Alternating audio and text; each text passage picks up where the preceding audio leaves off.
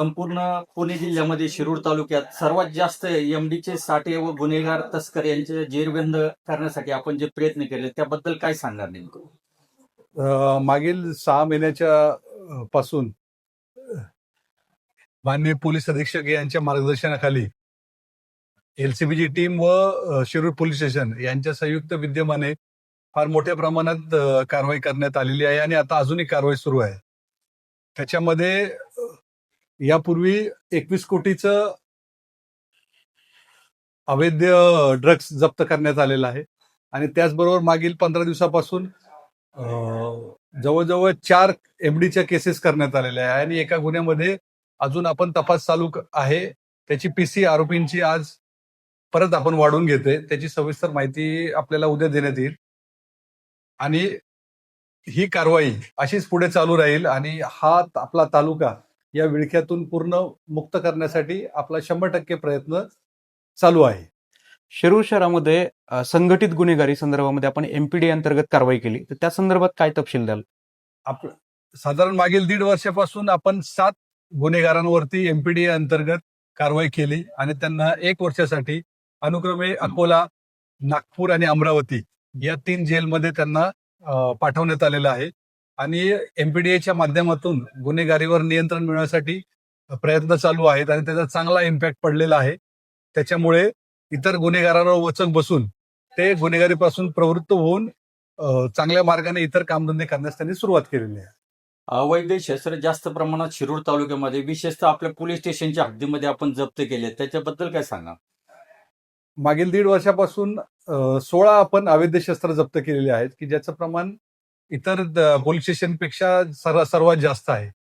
आपल्याला लागून असलेले पारनेर, श्रीगोंदा तालुका किंवा नगर जिल्हा याच्यामुळे बऱ्याच गोष्टी या ठिकाणी वावर होतो किंवा आढळून येतात. त्याच्यावर आपण कारवाई करून ती शस्त्र जप्त केलेली आहेत आणि ज्यांनी त्यांना दिली आहे त्यांनाही आपण आरोपी केलेला आहे आणि ह्याच्या पुढेही अशा प्रकारची कारवाई आपण चालू ठेवणार आहोत. शिरूर शहरामध्ये बुलेट घेऊन जाणारे बरेच लोक आहेत की ज्याच्यामध्ये कर्कश आवाज काढला जातो, त्यामुळे वृद्धांना देखील त्रास होतो, सामान्य जनतेला त्रास होतोय. रोड रोमिओ फिरतात ते आणि ब्लॅक फिल्मिंगच्या काचांवरती सध्या कारवाई देखील पोलिसांची दिसून येते, परंतु तरी देखील प्रभावी अशी कारवाई करण्यासाठी आपण काय नियोजन कराल? याच्यापूर्वी आपण 37 बुलेट सायलेन्सवर जे फटाके वाजवतात किंवा आवाज करतात कर्कश यांच्यावर बुलडोझरद्वारे कारवाई केलेली आहे. ते सर्व जमा करून त्यांचे नाश केलेले आहेत आणि याच्याही पुढे आपण सरासरी दिवसाला 30 ते 35 हजारचा एमव्ही ऍक्ट प्रमाणे कारवाई करून दंड आकारत असतो.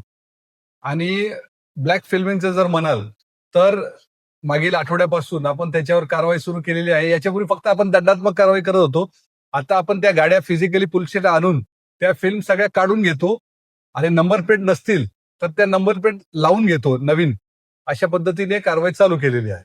आपण या पोलीस स्टेशनचा चार्ज घेतल्यापासून आपल्याकडून जनतेची अपेक्षा होती की सिंगम स्टाईलने आपण अधिकाऱ्यांनी काम करावं, पण कायदेशीर व माननीय न्यायालयाच्या आदेशानुसार योग्य पद्धतीने गुन्हेगारांना जरब आणि नागरिकांना दिलासा कुठेतरी प्रमाणात मिळताना दिसतोय. ते याच्यापेक्षा ठोस कारवाई का असेल तुमची पुढच्या भविष्यात?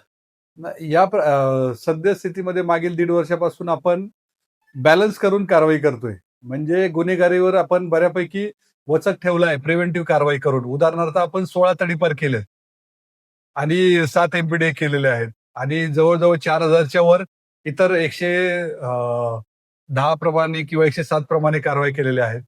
म्हणजे जास्तीत जास्त प्रिव्हेंटिव्ह कारवाई करून, तसंच मान्य पोलीस अधीक्षक साहेबांची जी योजना आहे गुन्हेगारी दत्तक योजना, त्याद्वारे पण प्रत्येक गुन्हेगार हा ज्याच्यावर 2 पेक्षा जास्त किंवा 5 पेक्षा जास्त गुन्हे आहेत हा प्रत्येक पोलिसाला दत्तक दिलेला आहे आणि तो त्यांची व्यवस्थित माहिती अपडेट ठेवतो आणि त्यांचा मागोवा घेत राहतो आणि त्याला सुधारवायचा प्रयत्न करतो किंवा त्याची गुन्हेगारी नियंत्रण आणण्यासाठी प्रयत्न करत असतो.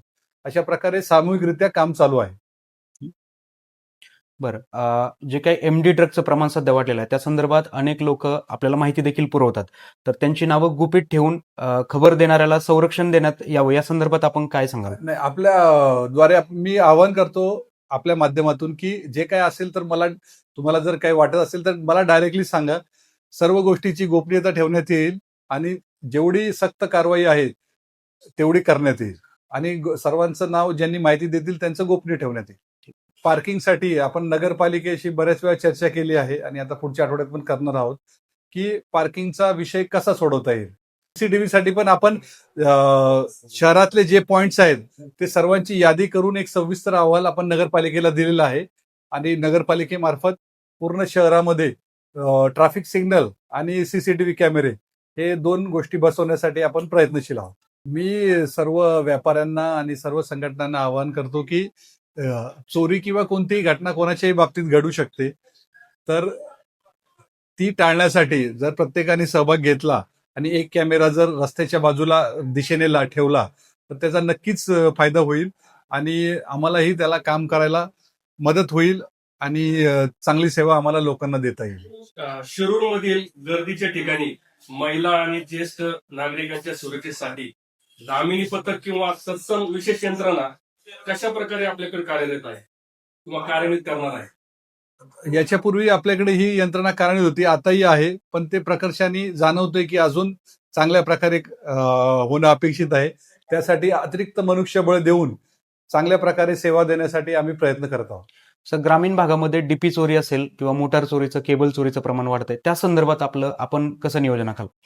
याच्यामध्ये आपण यापूर्वी मिटिंग घेतल्या होत्या सर्व चौकी लेवलला आणि सर्वांना ग्राम सुरक्षा दलामार्फत पेट्रोलिंग करण्यासाठी आपण सर्वांना काठ्या दिल्या होत्या आणि शिट्ट्या दिल्या होत्या आणि यंत्रणा चालू होती. तरी पण हे प्रमाण काही कमी झालेलं नाहीये. तरी अजून चांगल्या प्रकारे त्याच्यामध्ये काय सुधारणा करता येईल सर्व नागरिकांशी, जसं उदाहरणार्थ की ज्या डीपी आहेत त्या ठिकाणी जर आपल्याला सीसीटीव्ही कॅमेरे बसवता आले लोकसहभागातून तर त्याच्यामध्ये बऱ्यापैकी पायबंद बसेल. असं उपाययोजना करून त्याला प्रतिबंध करण्यासाठी आपण प्रयत्न करणार आहोत.